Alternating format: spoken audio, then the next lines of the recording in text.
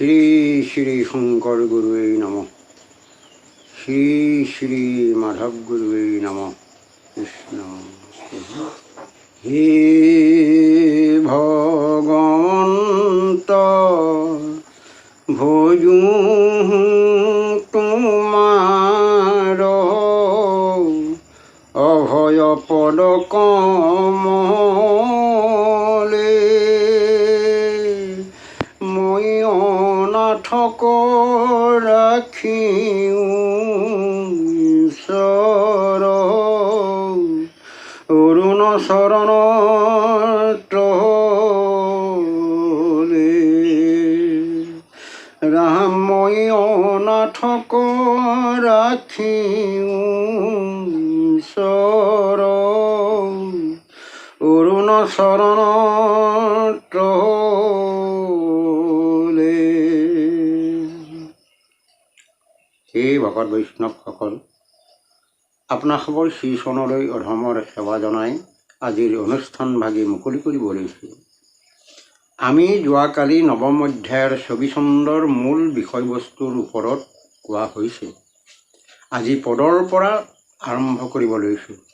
পদৰ আৰম্ভণিতে শ্ৰীকৃষ্ণই অৰ্জুনক এইদৰে কৈছে, এৰাম স্বভাৱতে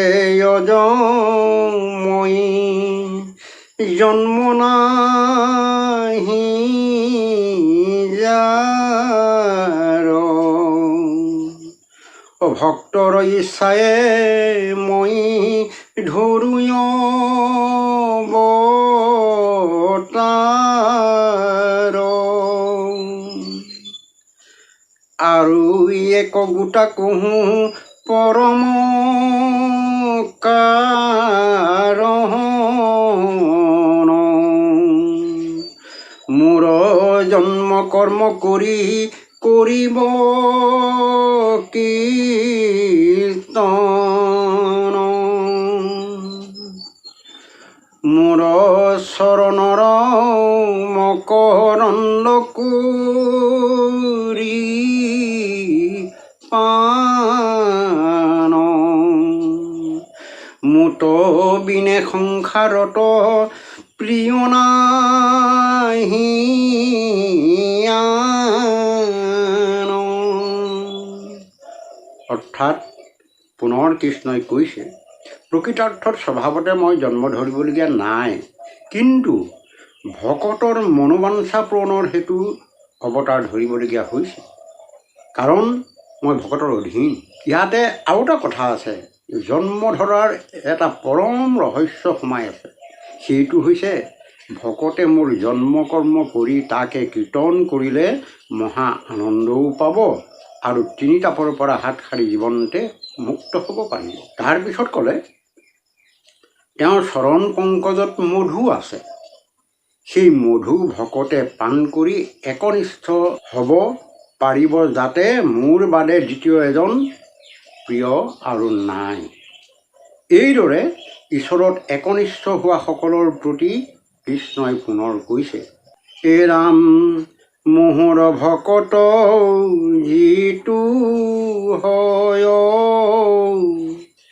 দৈবী প্ৰকৃতিয়ে লাগলয়,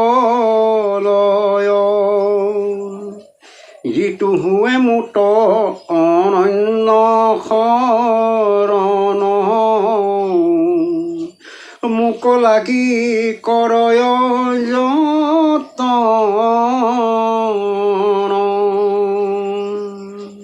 ব্ৰহ্ময়ধিপতি যিটো জনে অনাদিশ্বৰ বুলি মানে, শ্ৰৱণ কীৰ্তন সদা কৰে, আন নজানয় পৰে, মোৰ পূজা অৰ্চন ব্ৰত, সেহিহে পৰম ভৈল ব্ৰত, এই মোৰ চৰণ কহু মনে ধৰি, দণ্ডৱতে নমে পৰি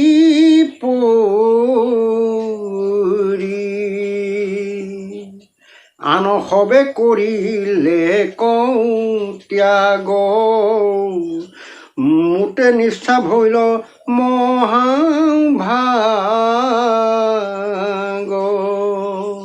এই ভকত বৈষ্ণৱসকল প্ৰত্যেক মানুহেই দৈৱী আৰু আসুৰিক গুণৰ মাধ্যমেৰেহে সৃষ্টি হৈছে। দৈৱী মানে দেৱতাৰ গুণ, আসুৰিক মানে অসুৰৰ গুণ। কোনোসকলৰ গাত দৈৱী গুণৰ প্ৰভাৱ বেছি আহে আৰু কোনোসকলৰ গাত আসুৰিক গুণৰ প্ৰভাৱ বেছি আহে। সেইটো প্ৰথম যিদিনাখন সন্তান গৰ্ভত ধাৰণ হ'ব সেইদিনাখনৰ পৰা কৰ্ম অনুসৰি গুণৰ প্ৰকাশ হ'ব। এতিয়া সেইটোকে কৃষ্ণই কৈছে, মোৰ ভকতক দৈৱী গুণৰ স্বভাৱে লগ লয়। যেনেকৈ স্বৰ্গৰ দেৱতাসকল স্বভাৱতে সহজ সৰল, ঠিক তেনেকৈ দৈৱী গুণৰ লোকসকলে ঈশ্বৰৰ কথাত সহজে কাণ পাতে।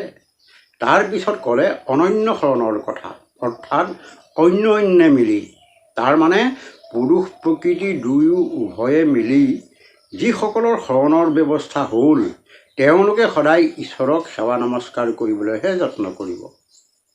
লগতে এইটোও কৈছে, ব্ৰহ্মচিন্তা কৰি যিজনে সমাধিস্থ কৰিছে সেইজনেহে মোক অনাদি ঈশ্বৰ বুলি জানে বা মানে। তেওঁলোকে সদায় শ্ৰৱণ কীৰ্তন কৰে আৰু এক ঈশ্বৰৰ বাদে আনৰ চিন্তা নকৰে। কেৱল মাত্ৰ ঈশ্বৰৰ পূজা অৰ্চনতহে প্ৰতিপ্ৰীতি কৰে। তেনে লোকে সেইটোকে ব্ৰত হিচাপে পালন কৰে আৰু মোৰ চৰণকে একমনে ধৰি ঘনাই ঘনাই পৰি নমস্কাৰ কৰে। শেষত ক'লে আনসবে কৰিলে ত্যাগ, অৰ্থাৎ তিনিগুণৰ কৰ্ম ত্যাগ কৰি ঈশ্বৰত একনিষ্ঠ হয়। গতিকে ঈশ্বৰক পাবলৈ হ'লে বা ঈশ্বৰৰ ভকত হ'বলৈ হ'লে এনেদৰে যত্ন কৰিব লাগিব।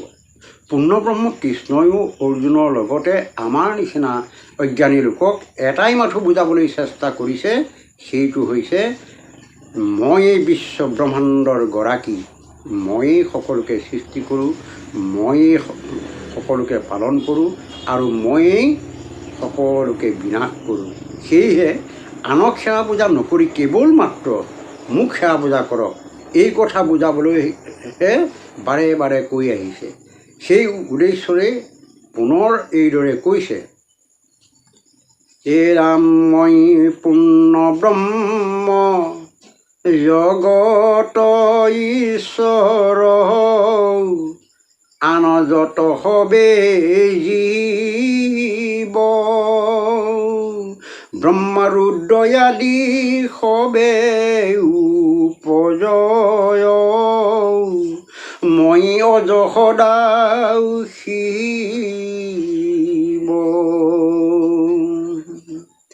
অগ্নিৰ ফুলিংগা ভৈলাই অগ্নিহন্তে যেন বাহিৰাই যায় কালে মগ্ন যাই নিৰ্বাণ কপাই পুনু আশে পূৰ্ব ঠাই মোৰ স্বৰূপৰ নজানয় তত্ত্ব মোহ বুদ্ধি ভৈলাও হত নানা দেৱ যজি ক্ষুদ্ৰ দেৱ পূজি এতেকে পৰে অধত ৰাম নানা দেৱ যজি ক্ষুদ্ৰ দেৱ পূজি এতেকে পৰে অধত। অৰ্থাৎ কৃষ্ণই কৈছে, মই এই পূৰ্ণ ব্ৰহ্ম জগতৰ ঈশ্বৰ, বাকী সকলো জীৱ। ব্ৰহ্মা ৰুদ্ৰ আদি সকলো দেৱ দেৱীয়ে উপজে, কেৱল মাত্ৰ মোৰহে জন্ম নাই। সকলো ময়েই সৃষ্টি কৰিছোঁ আৰু মোতেই বিনাশ হৈছে। সেইটোকে এটা উদাহৰণসহ বুজাইছে। যেনেকৈ অগ্নিৰ পৰা উফৰি যোৱা ফিৰিঙতি পুনৰ ঘূৰি আহি জুইতে পৰি জাহ যায়, ঠিক সেই প্ৰকাৰে তেওঁতেই সৃষ্টি হয় আৰু তেওঁতেই সমাপ্ত হয়। এনে এটা সুন্দৰ উদাহৰণ দি বুজাওঁতেও আজিৰ সমাজৰে চাম লোকে শাস্ত্ৰ ভাগৱতৰ তত্ত্ব পৰমাৰ্থ বিচাৰ নকৰি দেৱ দেৱীৰ পূজা কৰিয়েই আছে। আজি এই বিজ্ঞান প্ৰযুক্তিৰ দিনত মানুহৰ বিবেক বুদ্ধিৰে উচিত অনুচিত ভুল শুদ্ধ বিচাৰ কৰিহে কৰ্ম কৰিব লাগে। কোনো কৰ্মৰ শুদ্ধ অশুদ্ধ বিচাৰ নকৰি উপৰি পুৰুষৰ নীতি অনুযায়ী কৰ্ম কৰা লোকক ভাগৱতে মূৰ্খ বুলিহে কৈছে। যেনে কটু মন্দমতি শাস্ত্ৰ তত্ত্ব নকৰে বিচাৰ, কৰে কুলধৰ্ম পূৰ্ব পুৰুষাচাৰ। এই কথাষাৰ শ্ৰীমদ ভাগৱতত লিখিছে। হেন জানি সকলোৱে শাস্ত্ৰৰ নীতিৰে গুৰু দুজনাৰ বাক্য অনুসৰি কৰ্ম কৰিব লাগে। সেইটোহে জ্ঞানী লোকৰ কৰ্তব্য। নহ'লে মিছাতে মানুহক দেখাই শংকৰ মাধৱ আমাৰ গুৰু বুলি কোৱাৰ কোনো অৰ্থ নাথাকিব। যিসকলে ঈশ্বৰক সেৱা পূজা কৰে সেইসকলৰ কথা পুনৰ এইদৰে কৈছে। এ ৰাম মোহৰ চৰণ ভজে তুজনে, মোহৰ স্বৰূপ পাই, এ নাম হৈয়া পাৰিষদ থাকে বৈকুণ্ঠত, তাৰ জন্ম মৃত্যু নাই। এ শুনা মহাবীৰ মহিমা ভক্তিৰ, মোৰ নাম মাত্ৰ স্মৰে, বিত্ত নাহিব ব্যয় দুখো লাগয়, পৰম আনন্দে তৰে। এ ৰাম মোহৰে সে ভক্ত জগতৰে পূজ্য, নিস্তে জানা সাৰ কৰি, তাসম্বাৰু সংগ লয়ে যি তুজনে, অপ্ৰয়াসে পাৱে হৰি। ৰাম তাসম্বাৰু সংগ লয়ে যি তুজনে, অপ্ৰয়াসে পাৱে হৰি। অৰ্থাৎ কৃষ্ণই কৈছে, মোৰ চৰণত যি সেৱা পূজা কৰে সেইজনে পৰৱৰ্তীত মোৰ দৰে একে ৰূপ হৈ পাৰিষদসকলৰ লগত একেলগে থাকিব পাৰিব। পুনৰ তেওঁলোকে মৰ্ত্য লোকলৈ আহিব নালাগে। তাৰপিছত ক'লে, শুনা অৰ্জুন, মোৰ ভক্তিৰ মহিমা আছে, সেই মহিমা ভকতে নিশেষ কৰি জানে। সেইটোকে মাধৱদেৱেও কৈছে যে ভকতেহে মোৰ মহিমা জানে নিশেষ। আৰু এটা কথা, মোৰ নাম স্মৰণ কৰিবলৈ কোনো টকা পইচাৰ আৱশ্যক নাই, কোনো কষ্টও কৰিব নালাগে। মাত্ৰ নাম স্মৰণ কৰিলেই পৰম আনন্দৰে সুখেৰে তৰিব পাৰিব। ঈশ্বৰৰ নামটো যে বৰ অদ্ভুত, সেই কথা আমি আগত কৈ আহিছোঁ। সেই অদ্ভুত নামটো গুৰু সাধুৰ ওচৰত পৰিচয় হ'লেহে স্মৰণ কৰিব পৰা হ'ব। শেষত ক'লে, মোৰ ভকত জগতৰে পূজ্য, অৰ্থাৎ সকলোৰে সেৱাৰ পাত্ৰ। সেইটো মই খাটাং কৰি ক'লোঁ। মোৰ ভকতৰ সংগ যিজনে ল'ব সেইজনে মোক সহজতে পাব। ইয়াৰ পিছত কৃষ্ণই কৈছে, ভকত হ'বলৈ হ'লে কি কৰিব লাগিব সেই বিষয়ে পুনৰ এইদৰে কৈছে। পুত্ৰ ভাৰ্যা গৃহ ক্ষেত্ৰ ধন জন যত, আপোনাক আদি কৰি অৰ্পিবে সমস্ত, এই ইন্দ্ৰিয় ব্যাপাৰ যত শয়ন ভোজন, মনক অৰ্পিবে নিয়া মোহৰ চৰণ। ৰাম ইন্দ্ৰিয় বেপাৰ যত শয়ন ভোজন মনক অৰ্পিবেনিয়া মুহুৰ চৰণ। এইটো ভাগৱতে কৃষ্ণৰ চৰণত কিদৰে অৰ্পণ কৰিব লাগিব সেই বিষয়ে কৈছে।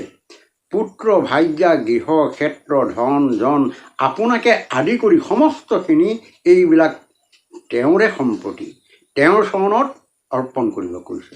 তাৰপিছত ক'লে ইন্দ্ৰিয়ৰ বেপাৰকে আদি কৰি শয়ন কৰোঁতেও ঈশ্বৰৰ নাম লৈহে শয্যাত উঠিব লাগে, তেওঁৰ নাম স্মৰণ কৰিহে শুব লাগে। সেইমতে ভোজন কৰোঁতেও যদি ঈশ্বৰৰ নাম লৈ ভোজন কৰে তেতিয়াহ'লে তেনে খাদ্যই শৰীৰত অপকাৰ নকৰে। সেইবুলি সাত্বিক নিৰামিষ আহাৰ হ'ব লাগিব। লগতে মনকো নাকি ফুটুৱাই ধৰি নি কৃষ্ণৰ চৰণত অৰ্পণ কৰিব কৈছে। ইয়াৰ পিছত আকৌ কি বুলি কৈছে সেইটো মন কৰক। এৰাম মুত বিনা আন দেৱ পূজে নিষ্ঠা ভাগে পশু পক্ষী সম্ভাৰ বিস্তৰ ধন লাগে যেনতো সবাহানিলে চাউল নাহি তাৰ কৰ্মসাঙে ফল নাহি দুখ মাত্ৰ সাৰ অভক্তে পূজয় মোক ব্ৰহ্মাণ্ড সহিতে তাৰ বস্তু গ্ৰহণ কৰোঁ কদাচিতে ভক্তে জল মাত্ৰ দিয়ে পূজে শুদ্ধ চিত্তে তুষ্ট হৈয়া তাক ভুঞ্জো যেন অমৃতে। ৰামটো ভক্তে জল মাত্ৰ দিয়ে পূজে শুদ্ধ চিত তুষ্ট হৈয়া তাক ভুঞ্জো যেন অমৃত। অৰ্থাৎ কৃষ্ণই কৈছে মোৰ বাদে অন্য দেৱ দেৱীক পুজিলে পশু পক্ষীকে আদি কৰি অনেক দ্ৰব্য বস্তু গোটাবলৈ টকা পইচাও যথেষ্ট প্ৰয়োজন হ'ব, কিন্তু সেইখিনি কৰিও একো লাভ নাই। তাৰ এটা উদাহৰণ দি কৈছে চাউল পাবৰ কাৰণে মিলত ধান দিলেহে চাউল ওলাব। যদি ধানৰ বদলি তুঁহ মিলত দিয়ে তেতিয়াহ'লে চাউল নাপায়।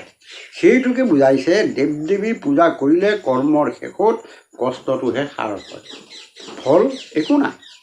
সেইটোকে আকৌ এভাগে কৈছে অভক্তসকলে যিমানেই দ্ৰব্য বস্তু উচৰ্গা কৰক মই সেই দ্ৰব্য বস্তু গ্ৰহণ নকৰোঁ, কিন্তু ভকতে জল অকণমান দিলেই তাতে মই সন্তোষ হৈ অমৃতৰ দৰে খাওঁ। ইমান সুন্দৰকৈ স্পষ্ট ভাষাত কওঁতেও লোভীয়া নৰ সমাজে ঈশ্বৰক সেৱা পূজা নকৰি দ্ৰব্য বস্তু খাবলৈ পোৱাৰ আশাত শাস্ত্ৰ ভাগৱতৰ কথা পিঠি দি শংকৰ মাধৱৰ বাক্য উলংঘন কৰিছে। তেওঁলোকে এই কথাও চিন্তা কৰা নাই যে গীতা ভাগৱতৰ উপদেশ বা গুৰু দুজনাৰ বাক্য উলংঘন কৰিলে অনেক শাস্তি ভুগি নৰক যান্ত্ৰণা যে ভুগিব লাগিব সেই কথাও বোধগম্য হোৱা নাই। চকুৰ আগতে সকলোৱে দেখিছে ঈশ্বৰক সেৱা পূজা নকৰাৰ কাৰণেই দেশত ন ন ৰোগ ব্যাধিয়ে জনসমাজক পিৰি আহিছে। আগলৈ হয়তো ইয়াতকৈ ভয়ংকৰ ৰূপে দেখা দিব, এইটো একেবাৰে নিশ্চিত কথা।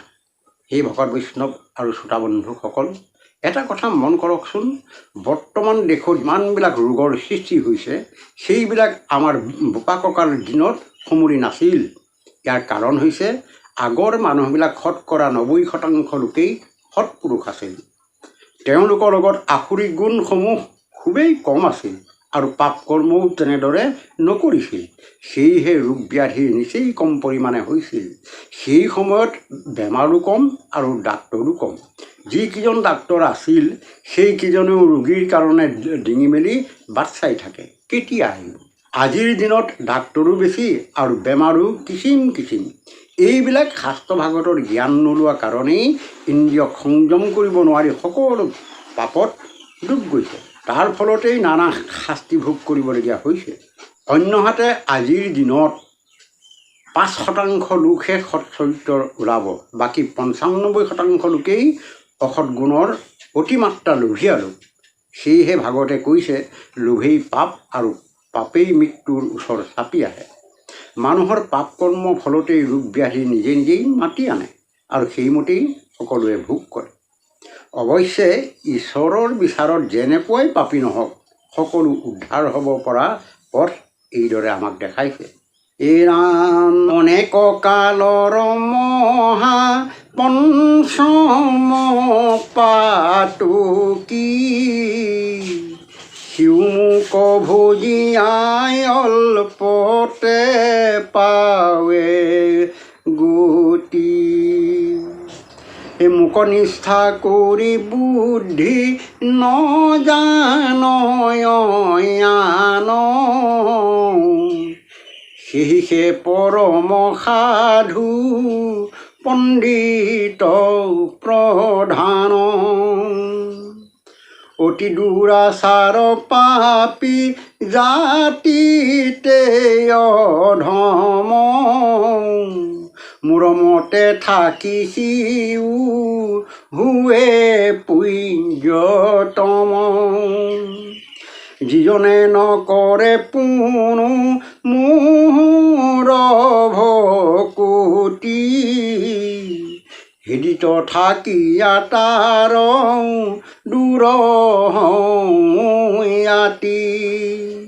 ৰাম যিজনে নকৰে পুনু মোৰ ভকতি, ৰাম হৃদিত থাকিয়া তাৰ দূৰ ইয়াতি।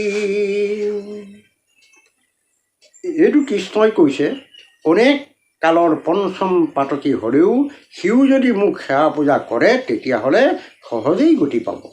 আৰু সেইটো মাধৱদেৱেও এইদৰে কৈছে, নাৰায়ণ নাম নৰ সমস্তৰ প্ৰসিদ্ধ চৌৰ বিশেষ, অনেক জন্মৰ সঞ্চিত পাতক স্মৰণে কৰে নিশেষ। তাৰপিছত ক'লে, যিজনে মোতে একনিষ্ঠ হৈ কায়মনো বাক্যে চিন্তা কৰি অন্য দেৱ দেৱীৰ পূজা বাদ দিলে সেইজনেই সাধু, সেইজনেই পণ্ডিত বুলি কৈছে। তাৰপিছত ক'লে, যিজনে মোতে একনিষ্ঠ হৈ কায়মনো বাক্যে চিন্তা কৰি অন্য দেৱ দেৱীৰ পূজা বাদ দিলে সেইজনেই সাধু, সেইজনেই পণ্ডিত বুলি কৈছে। তাৰপিছত ক'লে, অতি দুৰাচাৰ পাপী অধম জাতি হ'লেও ঈশ্বৰৰ বাক্য মানি সেৱা ভক্তি কৰিলে তেওঁ পূজাৰ পাত্ৰ হয়। শেষত ক'লে, যিসকলে মোৰ মতে ভকতি আচৰণ নকৰে সেইসকলৰ হৃদয়ত মই থাকিও নথকাৰ দৰে নিলিপ্ত হৈ থাকোঁ। সেই ভকত বৈষ্ণৱসকল, আজিলৈ সময় হোৱাত আপোনালোকলৈ পুনৰ সেৱা জনাই ইমানতে সামৰণি মাৰিলোঁ। ইপাৰ সাগৰ দৈৱকী নন্দন, পুৰিও মনৰ কাম, ভকতৰ সংগ সদায় নুগুচুক, মুখেতো আগুণ নাম। শ্ৰীমন্ত শংকৰ হৰি ভকতৰ, জানা যেন কল্প তোৰু, তাহান্ত বিনাই নাই নাই নাই, আমাৰ পৰম গুৰু ৰাম। তাহান্ত বিনাই নাই নাই নাই, ঐ আমাৰ পৰম গুৰু।